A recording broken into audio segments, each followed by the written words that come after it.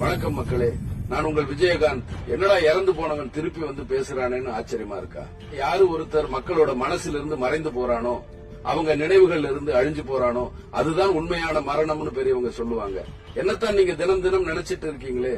என்ன ஆயிரம் பேர் தினமும் வந்து பார்த்துட்டு போறீங்களே, எனக்கு எங்க மரணம்?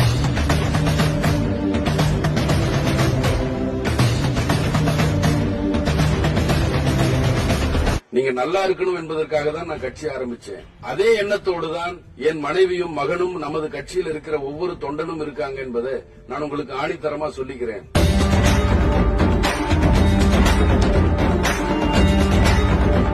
மக்களே, ஒன்னு சொல்றேன் கேட்டுக்குங்க.